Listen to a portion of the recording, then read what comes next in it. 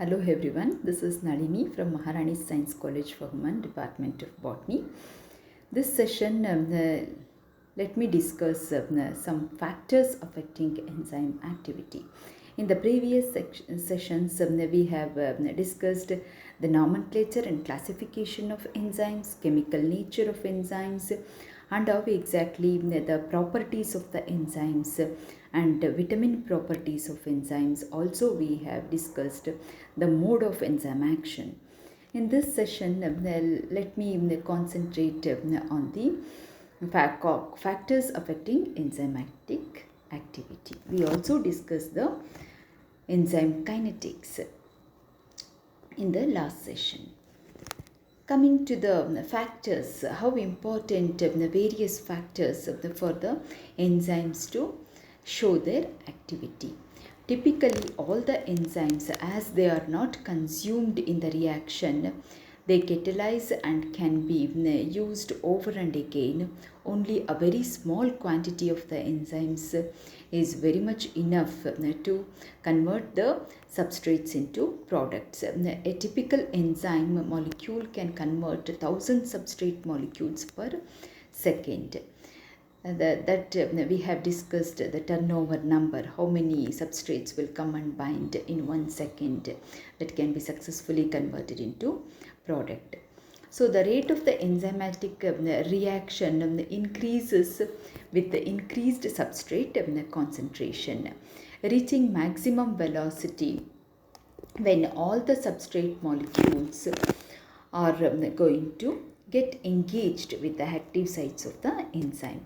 Enzyme is then said to be saturated. When all the active sites are filled up with the substrates, the enzyme is said to be saturated, and the rate of reaction being determined by the speed at which these substrate molecules gets converted into product.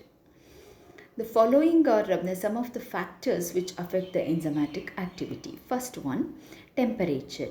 Usually the activity of the enzymes is very much optimum at the normal body temperature, that is around 37 degree centigrade.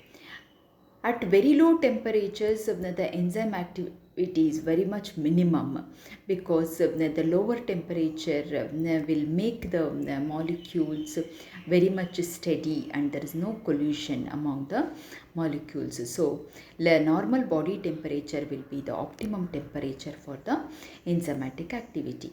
An increase in the temperature will always increase the enzymatic activity up to a certain limit. But after that, the enzyme activity will be stopped. So the maximum being 45 degrees centigrade, at which the enzymes show their good activity. Beyond that 45 degrees centigrade, up to 60 it is little active, but at 60 to 70 degrees centigrade, the enzymes, they permanently get denaturation and the enzyme activity is completely stopped.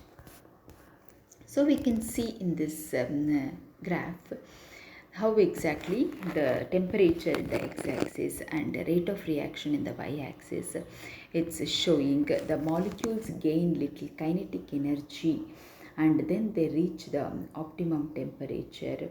When they reach optimum temperature, till that time the reaction rate will be more. When the optimum temperature crosses, when the enzyme crosses 40-45 degrees centigrade, then it starts showing decrease in the rate of enzyme activity. That is because of the denaturation of enzymatic protein. And we can see here also the same thing. The percent minimum velocity or the activity of the enzymes to reach the transition state, that is the intermediate stage to convert into products, will be very high at 40 to 45 degrees centigrade. So 37 degrees centigrade at our normal body temperature is also very congenial for the enzymatic activity. Then coming to the second factor affecting the enzyme activity, that is hydrogen ion concentration. The negative logarithm of hydrogen ion concentration is called pH of the molecule. How this pH affects?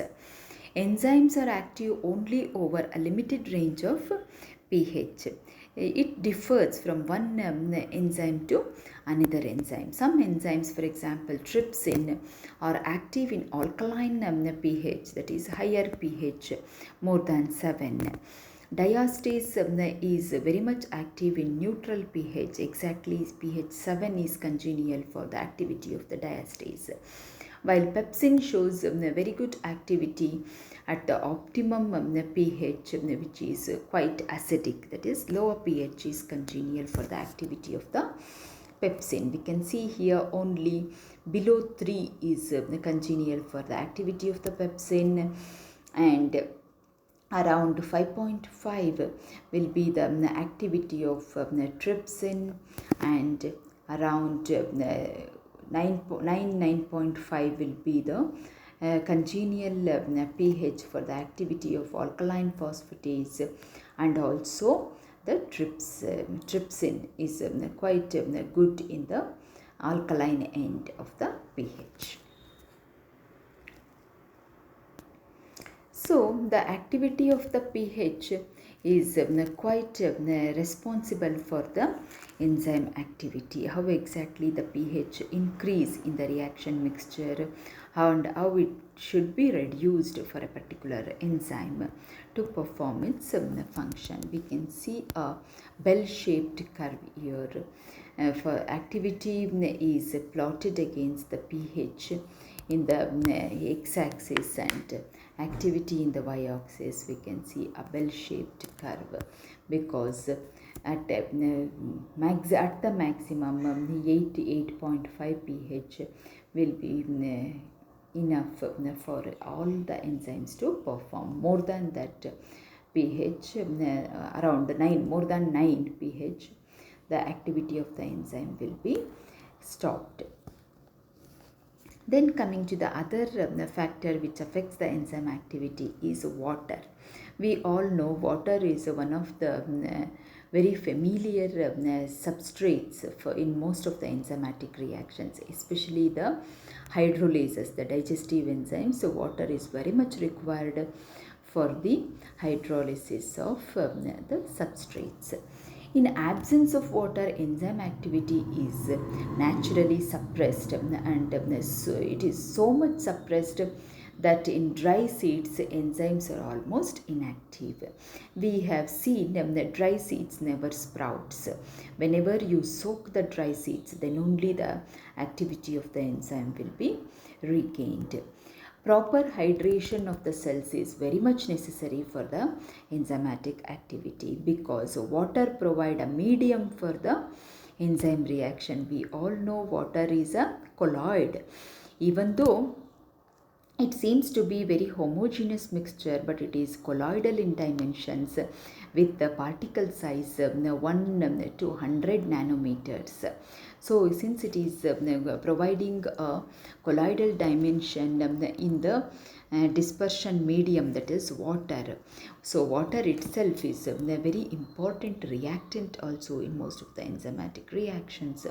So since it is a colloid, water is very much essential for the activity of the enzyme. Thus the water affects the enzyme activity. Then coming to the fourth one, the concentration of the substrate. How we need to increase the substrate concentration to reach the maximum enzyme activity. Increase in the concentration of the substrates brings about increase in the activity of the enzyme, or the enzyme conversion into the products. But this is till the all the active sites are completed, till the enzyme gets saturated with the substrate molecules. After this, the rate of enzyme action becomes very much steady state, addition of the further substrates will have no action on the enzyme, since all the active sites are filled up with the enzyme. That is called enzyme is getting saturated with the substrates. So we can see in this curve this Km, that is Michaelis-Menten's constant, which is going to reach at a particular when the particular substrates come and bind to the enzyme activity, and later it is going to be steady state when it gets saturated, Vmax, we call it as Vmax. So the effect of the substrate concentration on the initial velocity of the enzyme catalyzed reaction. Already we have discussed this in the enzyme kinetics chapter. So the next factor which affects the enzyme activity is the concentration of the enzyme itself. Always the concentration of the enzyme increases the rate of enzymatic reaction. As and when the enzymes are added up, then the active sites will be more in number, so that more suitable substrates can come and bind and convert into products, and that will make the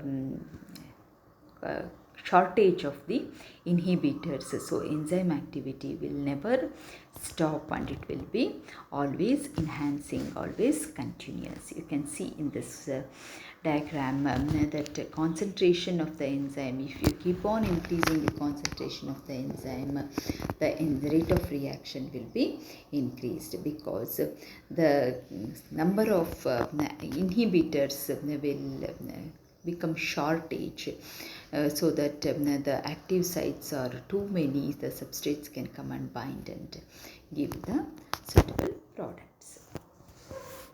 This is another graph showing all the things together, how exactly the pH till 9 will be congenial for the enzymatic activity. Too much alkaline pH will actually reduce the rate of reaction. Substrate concentration till the active sites are blocked or saturated with the substrate, the rate of reaction increases, and later it will become steady state when the saturation is reached. And temperature will be very much congenial from normal body temperature, that is 37 degrees centigrade, till 45-47 degrees centigrade. Above that, the rise in pH will harm the enzymatic activity, and thus the enzyme activity is reducing above 45 degree centigrade. And coming to the enzyme concentration, as I told, enzyme concentration always increases the rate of reaction, because it will make the inhibitors short to come and bind to the active site. Active sites will be plenty, hence the formation of the products is continuous. Next, coming to the some of the substances which actually inhibit the enzyme activity, or the inhibitors. Inhibitors are of two types, that is competitive inhibitors and non-competitive inhibitors. Competitive inhibitors are nothing but those inhibitors which have the same structural conformation with that of the substrate. So they compete for the active site of the enzyme. Since in active site, anything which is having the suitable conformation can come and bind. So here in case of competitive inhibitors, the inhibitors, if they come and bind to the active site first, then substrate cannot bind to the active site. At the same time, no product is liberated if the inhibitor is bound. If the suitable substrate is bound, then only the enzyme will act upon the substrates and gives the products. So that is how the rate of reaction will be lowered. So what are competitive inhibitors? They compete for the active site and retards the rate of reaction. But it is possible if inhibitor is removed, the reaction rate can be restored. If we remove those inhibitors and make the way for the substrates to come and bind to the active sites, then the reaction will get restored and the products are formed. Very good example we can see here, malonic acid, which inhibits the activity of the enzyme succinic dehydrogenase. Here the enzyme, the succinic dehydrogenase, is having the active site which is very much suitable for the binding of this malonate or malonic acid. Before the actual substrate, that is succinate, if malonic acid comes and binds to the enzyme, then definitely the enzyme activity will be stopped, and thus the formation of these two products, that is fumarate and enzyme, is liberated, that is totally stopped. Okay, no reaction if the competitor binds to the active site of the enzyme. This is non-competitive inhibition. It is also a very important factor. The presence of inhibitors always retards the rate of reaction. Non-competitive inhibitors, those are very, very dangerous because they completely destroy the structure of the enzymes, and thus the reaction rate is completely drooped, or sometimes it is going to stop. We can see it is not the structural similarity, but so they are going to make the change in the conformation of the enzyme. We can see here, this is the substrate molecule, this is the inhibitor molecule. This inhibitor molecule will make one such change in the structural phenomena of the enzyme molecule, so that it will make the active site is not suitable. It renders the active site non-suitable for the given substrate. Totally it changes the enzyme the conformation, and thus rate of reaction is completely ceased.